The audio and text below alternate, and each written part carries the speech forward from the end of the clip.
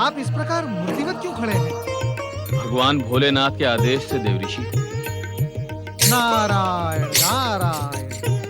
नहीं नहीं, भगवान भोलेनाथ अपने परम भक्तों को ऐसा कठोर आदेश नहीं दे सकते।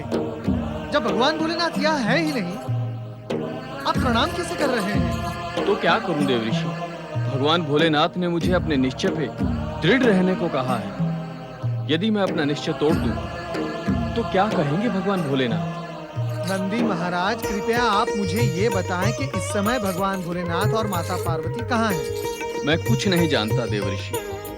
मेरा हृदय तो भगवान भोलेनाथ माता पार्वती के दर्शन के लिए व्यग्र है, परंतु मैं विवश हूँ। नारायण नारायण। नंदी महाराज, कृपया आप मेरी बात माने कि मन के कष्ट को अपने शरीर के कष्ट से ना जोड़ें और अपनी ये प्रणाम की मुद्रा को छोड़ें और अपने थके शरीर को तनिक आराम दें। नंदी महाराज, सच्चे मन से आप भगवान भोलेनाथ और माता पार्वती को स्मरण करें तो स्वयं आपको भगवान भोलेनाथ और माता पार्वती का पता मिल जाएगा। आप भी उन्हें ढूंढने का प्रयत्न करें देवऋषि। आप तो सारे संसार में भ्रमण करते रहते हैं। आपकी दृष्टि से कोई स्थान छिपा नहीं रहता। अवश्य नंदी महाराज, अवश्य। आप निश्चिंत रहें, मैं भगवान भोलेनाथ और माता पार्वती का पता लगा कर ही रहूंगा।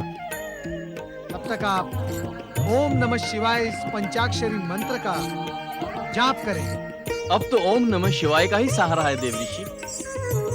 ओम नमः शिवाय, ओम नमः शिवाय, ओम नमः शिवाय, ओम नमः शिवाय, ओम नमः शिवाय, ओम नमः शिवाय, ओम नमः शिवाय, ओम नमः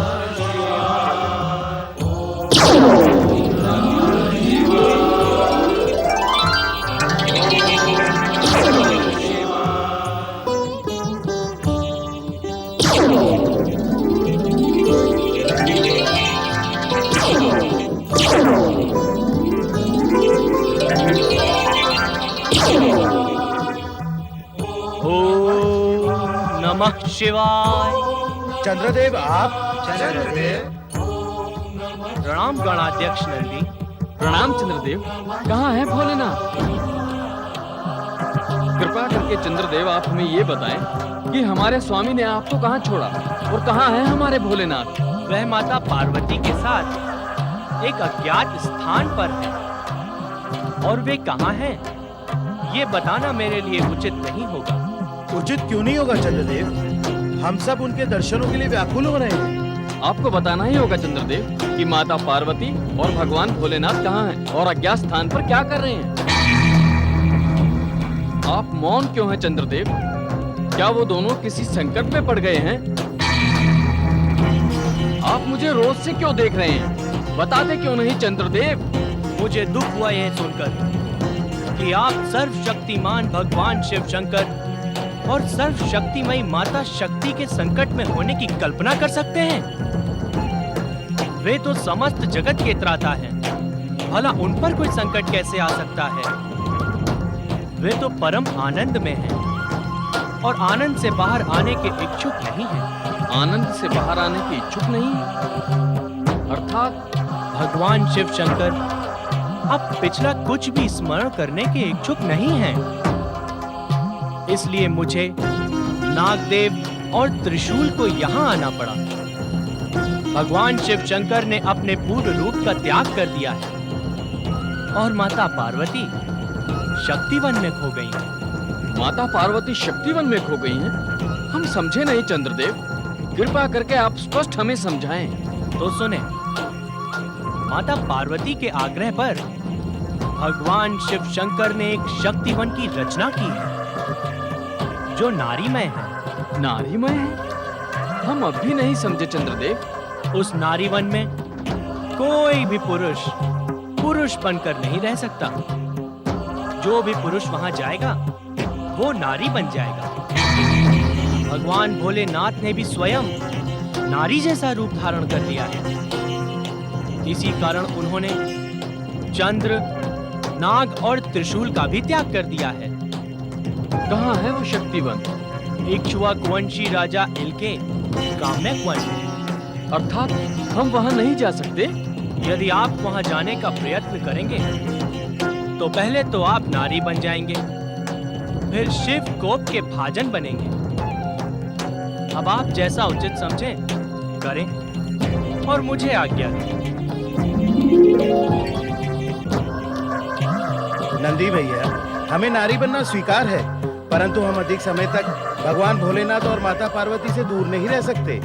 हमें उनसे दूर रहना होगा, हमें उनका वियोग सहना होगा, परंतु हम में से कोई भी वहां जाने का प्रयास नहीं करेगा। ये शिव आज्ञा के विरुद्ध होगा। हम शिव आज्ञा के बिना कैलाश से हट भी नहीं सकते। इस संकट से मुक्ति का एक ही उपाय है, ओम नमः शिवाय का जाप। देखिए नंदी भैया, नागदेव की आंखों में भी आंसू उभर आए हैं।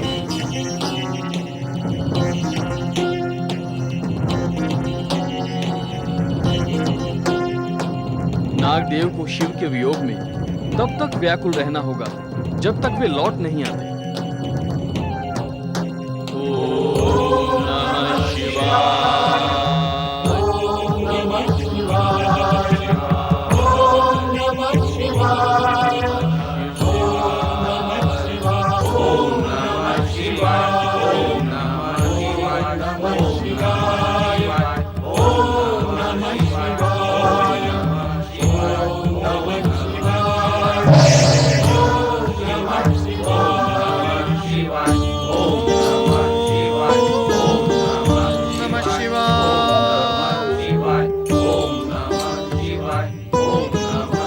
शिवभूषण नाग देवता, नारद का प्रणाम स्वीकार करें। ये क्या, आपकी आंखों में अश्रु? कहीं भगवान भोलेनाथ के वियोग में तो नहीं? नंदी महाराज, भगवान भोलेनाथ और माता पार्वती कहाँ हैं? ओम नमः शिवाय। नंदी महाराज, आप जिनका नाम बारंबार स्मरण कर रहे हैं, उनका पता तो बताएं कि कहाँ गए हैं कैलाशपति? देव ऋषि, भगवान भोलेनाथ और माता पार्वती अचानक निर्मोही हो गए हैं। हमसे और कैलाश से संबंध तोड़ लिया है। नारायण नारायण, ये कैसे हो सकता है नंदी महाराज? कैलाशपति कैलाश और नंदी से भला संबंध कैसे तोड़ सकते हैं? ये संबंध तो अटूट है, अजर अमर है, शाश्वत है। आप कुछ भी कहें देव ऋषि, भगवान भोलेनाथ और माता पार्वती के शीघ्र कैलाश लौटने की आशा मैंने छोड़ दी है। उन्होंने नया संसार रच लिया है। नया संसार रच लिया है और आपको इस संसार में अकेले छोड़ दिया है? नारायण नारायण, मुझे आपकी वाणी पर विश्वास नहीं होता नंदी महाराज। संभवतः आपको भ्रम हुआ है, अथवा तो आपको किसी ने भ्रमित कर दिया है। देख नहीं रहे आप, भगवान ने परम प्रिय नागदेव, त्रिशूल और चंद्रदेव का भी त्याग कर दिया है। हमें चंद्रदेव ने बताया कि भगवान भोलेनाथ और माता पार्वती ने काम्यक वन में एक शक्ति वन की रचना की है, जहां पहुंचकर कोई पुरुष नहीं रहता। लीलामयी भगवान भोलेनाथ ने भी नारी समान रूप धारण कर लिया है। शिव शिव शिव शिव शिव शिव शिव शिव शिव शिव, ये मैं क्या सुन रहा हूँ नंदी महाराज? ये सत्य है देव ऋषि। चंद्रदेव हमसे असत्य तो नहीं कहेंगे। हाँ। देव ऋषि, भगवान भोलेनाथ ने शक्ति वन में एक और चमत्कार किया है। कैसा चमत्कार भृंगी जी? उस शक्ति वन में जो भी पुरुष जाता है वह नारी बन जाता है। अब तो इच्छा होने पर भी हम वहाँ जाने का विचार नहीं कर सकते। नारायण नारायण भृंगी जी, परंतु मैं तो वहां जाने का विचार कर रहा हूँ। भगवान शिव का यह परिवर्तित रूप देखे बिना मैं कैसे रह सकता हूँ? देव ऋषि, आप भोलेनाथ से मिले तो हमारी दुर्दशा की बात अवश्य करें। अवश्य कहूंगा नंदी महाराज, अवश्य कहूंगा, परंतु आप अपना विचार बदल तो नहीं रहे हैं? नहीं नहीं नंदी महाराज, मैं विचार कर रहा हूँ, शक्ति वन में प्रवेश करते ही कहीं मैं नारी बन गया तो मेरा क्या होगा? अब नारी भी नहीं बनना है और नारी रूपी भगवान भोलेनाथ और माता पार्वती के दर्शन भी करने हैं। नारायण नारायण, चतुराई से काम लेना होगा नारद।